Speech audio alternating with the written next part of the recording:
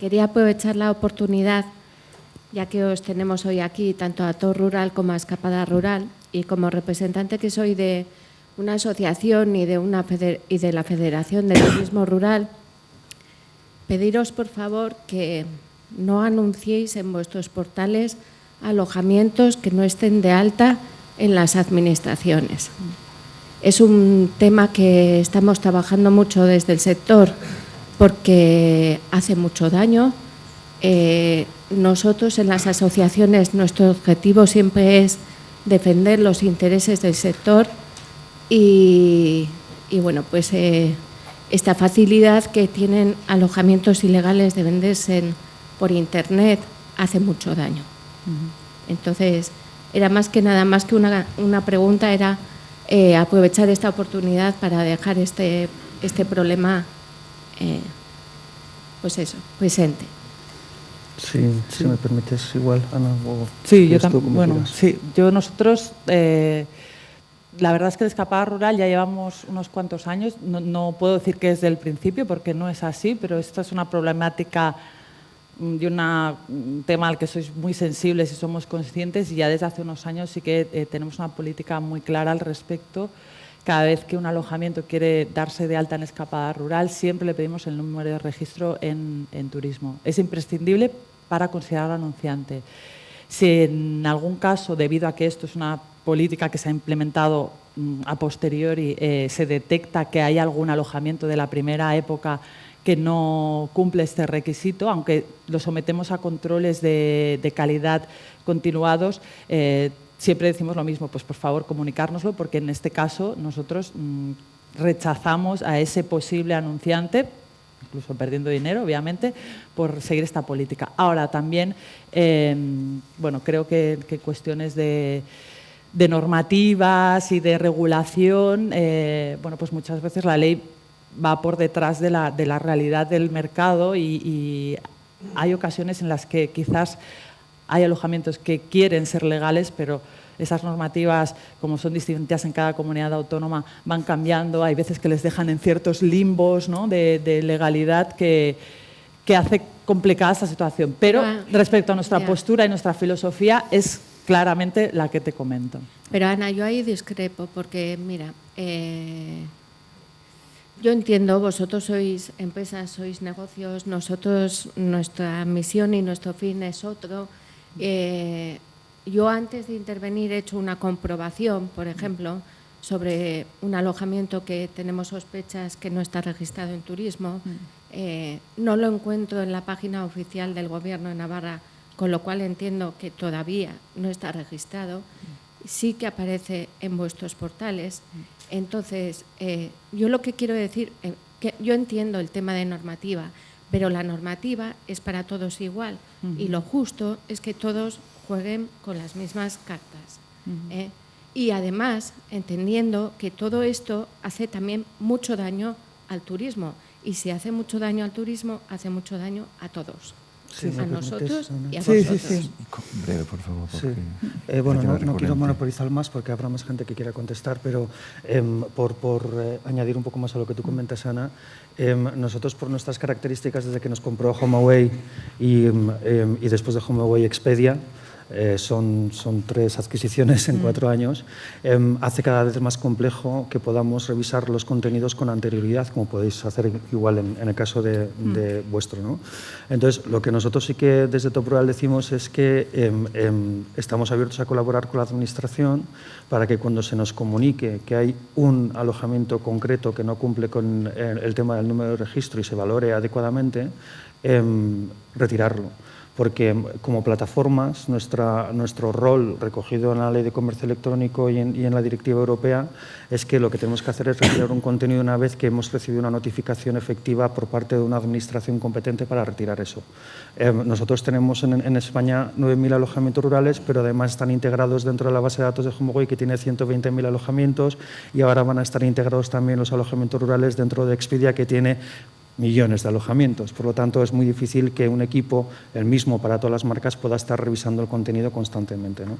Entonces, es un ejercicio que las plataformas tenemos una responsabilidad, pero es una responsabilidad que tenemos que ejercer en colaboración con las administraciones, que son quienes tienen la competencia para realizar lo que es la revisión, el control y la inspección. A partir de esa base, las plataformas lo que tenemos que hacer es cumplir con nuestro papel de retirar aquel contenido que vulnere la regulación una vez se nos notifique. Bueno, si quiere podemos comentarlo porque hay más gente que está esperando. Exactamente, pero... ese tema recurrente, ese tema recurrente en cada conferencia, en cada tema, yo creo que está bastante explicado. Siento acortar, pero hay más preguntas. Venga. Sí. Bueno, yo quería comentar que ayer ya se habló en el Plan Estratégico de Turismo de la dificultad que tiene Navarra para atraer a turistas extranjeros, y Joseba ha comentado un tema que para mí me parece capital, que son los idiomas. Entonces nos estamos centrando mucho en la tecnología, en el offline, online, todo esto, pero hay algo básico, y es que si queremos que vengan los extranjeros tendremos que hablarles su idioma y dejar de hablar con mímica y dejar de perderles por las calles y así. Digo esto porque yo trabajo en un albergue en el Camino de Santiago, en Puente la Reina, y cuando me llegan muchos turistas me dicen: eres la primera persona que me he encontrado desde Roncesvalles que habla alemán. Y wow, hablas inglés, y es como, o sea, me siento como si fuera un ser extraterrestre. Yo vengo de una zona donde eso ya hace unos años que se superó, en la Costa Blanca, en Alicante, y allí, aunque sí que también existe ese problema, pero eso cada vez se va mejorando. Entonces yo creo que en Navarra un problema básico, si queremos atender a los extranjeros, es su idioma, y creernos que el turismo sí que puede ser, es un sector importante y que puede serlo, y que haya estudios reglados de turismo, porque por ejemplo eso tampoco hay en la comunidad foral. No hay ningún curso, hay muy pocos cursos de inglés turístico, de inglés para alojamientos, y bueno, pues yo creo que todo eso sería interesante. Y aparte, no es raro que las cifras que tú hayas dado, donde más turistas que practican el turismo rural sea Baleares y Andalucía, puesto que las mejores conexiones y los extranjeros ya están allí, con lo cual, como quieren algo más, van al interior. Si aquí el aeropuerto y las comunicaciones son malas, pues ya es difícil, pero hay una posibilidad, y es que están pasando por el Camino de Santiago sin parar ingleses, neozelandeses, australianos y americanos, perdidos totalmente, a los que nadie se le hace caso, y creo que para las casas rurales podría ser ese un buen mercado. O sea, me estoy tirando tierra sobre mi propio tejado, ¿no? Porque los albergues viven de eso, pero creo que las casas rurales están dejando pasar a un montón de gente que ya la tienes ahí, no te tengas que meter en SEO, ni en Google Analytics, ni en Facebook, ya los estás viendo pasar y se les está dejando, y viendo a esos guiris locos perdidos que hacen el camino, pues intentar atraerlos a nuestras casas rurales y a nuestro turismo rural en Navarra. Sí, de hecho, si me permite, Sana, sí. Estoy completamente de acuerdo contigo. Cuando hacíamos un ejercicio de reflexión con la Universidad Europea de Canarias, lo que nos decían ellos es que muchas veces era más sencillo o era más gasto tener que ir a hacer una promoción a los respectivos países de origen, cuando realmente teníamos una masa de turistas extranjeros enorme en España sobre la cual podíamos impactar directamente de una forma mucho más barata. Y si tenemos en cuenta que al margen de Internet las recomendaciones de amigos son precisamente la principal fuente de información a la hora de elegir un destino, pues es que lo que tenemos que hacer es impactarles aquí en nuestro propio destino, para que luego después vayan allí y hablen de este destino y de esa experiencia, y hablen el resto para que vengan a practicar. Desde luego el Camino de Santiago, en todo el caso del norte, el Camino de la Costa Cantábrica y el Camino original, pues el francés realmente tiene un potencial enorme para poder distribuir o poder impactar en todos estos turistas. Estoy totalmente de acuerdo contigo. La siguiente pregunta estaba por ahí.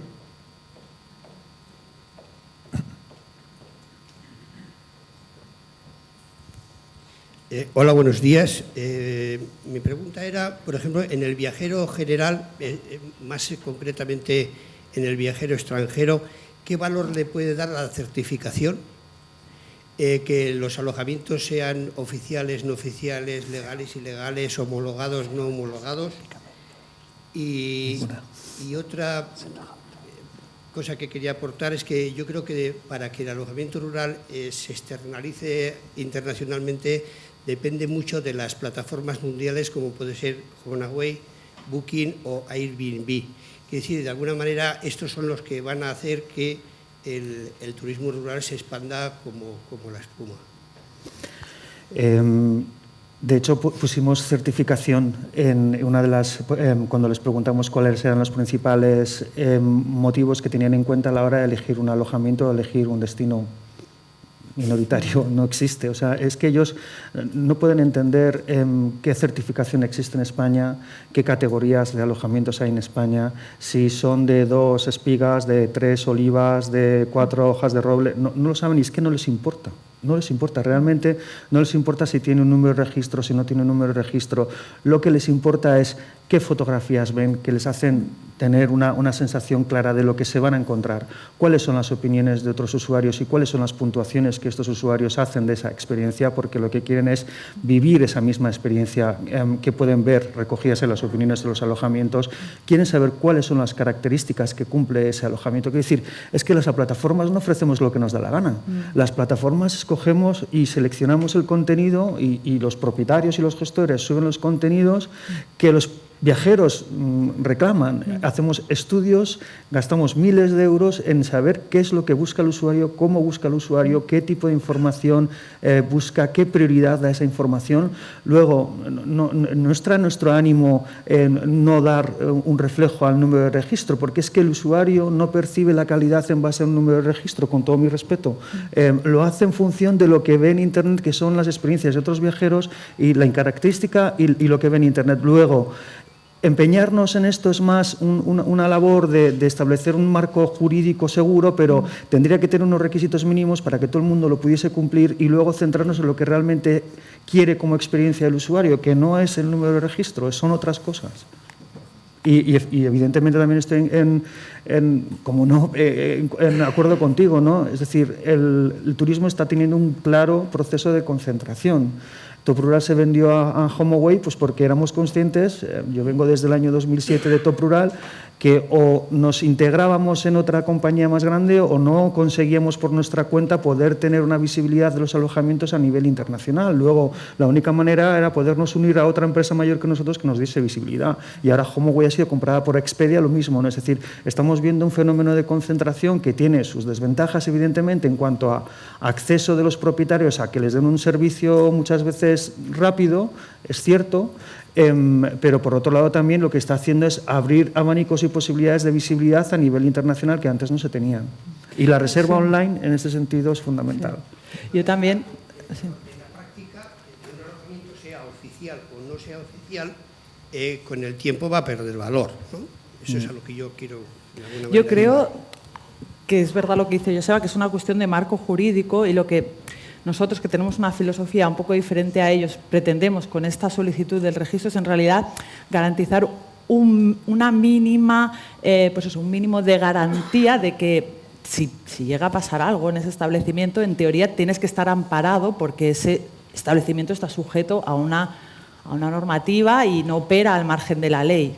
Pero es un tema de tranquilidad de espíritu, ¿no? De decir, no tiene por qué pasar nada, pero si pasa, teóricamente ese establecimiento sí que está sujeto a una normativa. Ahora bien, yo creo que ni el extranjero ni el nacional es consciente de esa realidad y se guía por otros patrones que son las opiniones, pues eso, las fotos.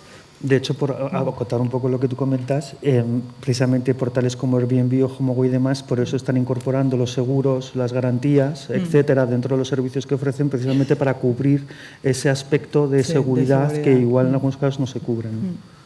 Siguiente pregunta, la penúltima, no, ahí sí, tú. Sí, bueno, yo, gracias. Tenía una pequeña observación y una pregunta. La observación la quería hacer a raíz de este comentario que ha suscitado un poquito de polémica y es que me consta que en muchos portales es imperativamente necesario poner tu número de licencia o tu número de registro para poder operar en otros hasta ahora al menos habían sido menos exigentes en este sentido, pero mi reflexión es coherencia. No espero ni una respuesta ni una solución, pero mi reflexión es coherencia. Porque muchos clientes, yo hago fotografías y hago páginas web para muchos clientes que se están quejando de esto, pero también tienen sus viviendas o sus casas rurales o sus alojamientos activados en estas plataformas que eran hasta ahora más permisivas.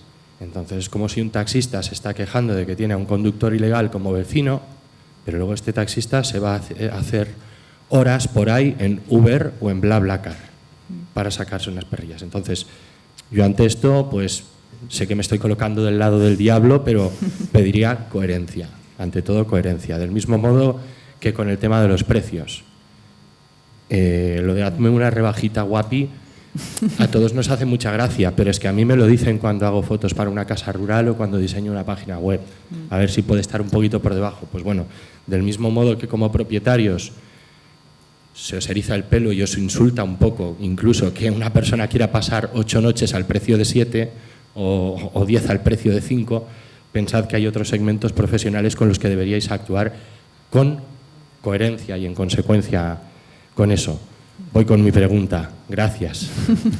La pregunta, y me baso en las estadísticas que he visto en pantalla hace un ratito en la presentación de Top Rural. Estamos hablando mucho de ese turismo de sensaciones, de ese marketing que va a buscar pues un poquito la evocación y la experiencia vivida en destino, pero curiosamente cuando veía las estadísticas que se vertían respecto al orden de preferencias al elegir el turismo rural, sobre todo de público extranjero, veía que en el último lugar siempre estaba el tema de conocer el destino o la experiencia. Entonces, esto choca frontalmente, como si fuesen dos locomotoras en la misma vía, con el documento que veíamos antes de la maravillosa granja en la que lo que íbamos era a buscar esa experiencia y a experimentar una vivencia única. Y del mismo modo, hablamos de una forma un poquito peyorativa, incluso con aquel turismo de sol y playa de los 80 o los 90, que aún dura, y eso para aquella gente era una experiencia. Ir a la playa y tomar el sol en España bebiéndose una sangría y comiéndose una paella, eso era una experiencia. Y eso estaría en el número 1. Ahora en el número 1 está el precio. En todas las estadísticas el número 1 era el precio. Ni la experiencia ni conocer el destino. El precio. Entonces, vendedme lo contrario. ¿Qué hacemos con esto? Sí, tienes toda la razón.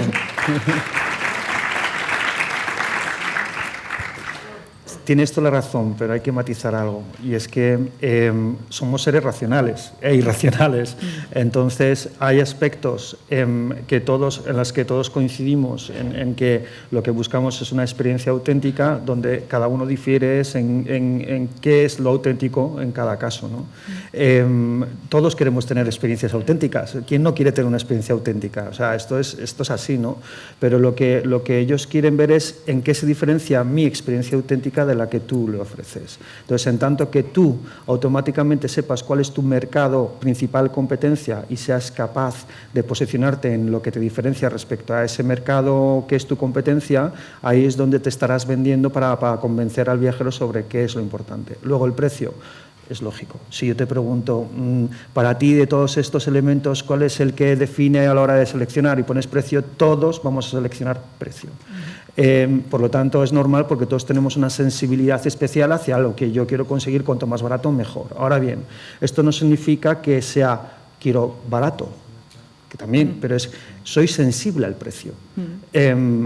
Pero ya, o sea, al margen del precio, luego cuando profundizamos en los usuarios, lo que los usuarios nos dicen es, no, es que yo miro las opiniones, como decía también ella, Ana, miro las características del alojamiento, miro las fotos. Para los alemanes es más importante la foto, para los ingleses son más importantes las opiniones de otros viajeros, muy por encima de los alemanes. Los franceses dan importancia a las características de los alojamientos sobre cualquier otra información. Luego utilicemos esto para poder darles o resaltar en nuestras promociones aquello que cada uno busca de forma diferente, ¿no? Pero sobre todo sepamos cuál es nuestro principal competidor y diferenciémonos en cuanto a esto, porque eso es lo básico. Bien, última, y ahora sí que estamos encima del tiempo, pero mientras iba yo creo que merece la pena que... A ver, una era para Joseba. Has comentado un poco el tema de las reservas online, ¿no? Yo no veo aquí una gran demanda a nivel nacional un poco de las reservas online, ¿no? Vosotros sí que la estáis un poco promocionando, ¿no? Yo no la veo. Es cierto que a nivel extranjero sí que lo hay, ¿no? Pero a nivel nacional, ¿no? Esa una, quería un poco que lo comentarías. Y otra para Ana, bueno, en todas las encuestas están bien, todas las preguntas se hacen, ¿no? Pero yo un poco me cuestiono un poco, porque yo también, bueno, también realizo algunas cuestiones de encuestas, es un poco el tema de la veracidad, ¿no? Porque una cosa es lo que ellos, las personas, dicen o decimos que vamos a hacer, otra cosa es lo que realmente hacemos. Entonces, en algunos aspectos, de que he visto de los dos estudios, pues digamos, si una cosa dicen que van a hacer, pero luego no lo hacen. Entonces, digo un poco no para mí, sino un poco para la gente que está un poco escuchando, que todos los datos, digamos, luego hay que un poco, digamos, que comprobarlos, porque claro, si te fijas nada más en un dato, lo que dice, a lo mejor luego haces una estrategia y está equivocada. Entonces muchas veces hay que planteárselo si realmente el dato es cierto, es verdad o no. Simplemente eso. Bueno, sí, yo voy a ser muy breve. Sí. Reserva online. Es que nosotros llevamos años intentando establecer o desarrollar la reserva online con un resultado que desde luego no está a la altura de nuestras expectativas, está claro. Por muchas razones. Porque primero, los proveedores que hay todavía siguen siendo complejos. Abaybook sigue siendo muy complejo de integración, entonces tiene sus retos, ¿no? Poder hacerlo, y su complicación, sobre todo para una persona que no sabe cómo integrarlo, es muy complicado. Están haciendo cambios, pero lo que está claro es que cada vez pasa más por crear una reserva online propia, un sistema o una plataforma propia, que es en lo que estamos trabajando. Entonces, lo cierto es que si nosotros estamos empeñados en desarrollar la reserva online es porque, primero, Booking ya la ofrece, o sea, esto está así, y segundo, porque es que en nuestros respectivos estudios, que no nos hemos copiado, los viajeros lo dicen, es que quiero reservar online. Entonces, nosotros como plataformas, nuestra obligación es tratar de ofrecer esto a los viajeros. Entiendo que como propietario, pues hay un deseo de mantener todavía la capacidad de negociación, pero es que al final es hacia donde está tendiendo la industria y donde está lo que están pidiendo los viajeros. Luego nosotros tenemos que adaptarnos a esto, porque si no, no seremos capaces de seguir atrayendo a los viajeros y por lo tanto no podremos generar reservas hacia los propietarios. Esto es básico. Sí, yo creo que estamos en la misma situación respecto a la capacidad tecnológica de los portales para implementar la reserva online.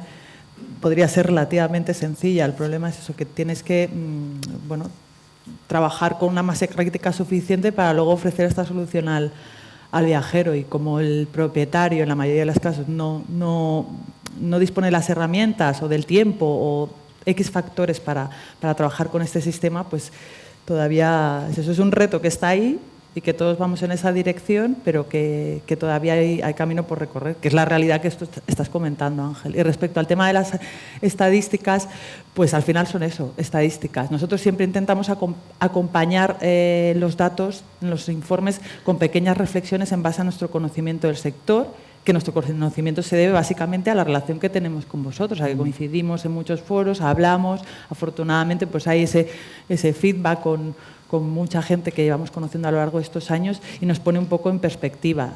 Y hay datos que sí que, bueno, pues los ves y dices, no lo sé, ¿sabes? No sé hasta qué punto esta respuesta es del todo veraz o no, pero en cualquier caso sí que son buenos indicadores para hacer análisis. Y muchas veces quizás ese dato no se corresponde a la realidad particular, pero sí ahí cada uno tiene que ser honesto consigo mismo y decir, bueno, pero es que mi alojamiento realmente no funciona como la mayoría. Estos son datos que responden a una mayoría general. Y lo que tendríamos que hacer es intentar hacer nuestras propias reflexiones. Bien, muchas gracias a vosotros y a las preguntas.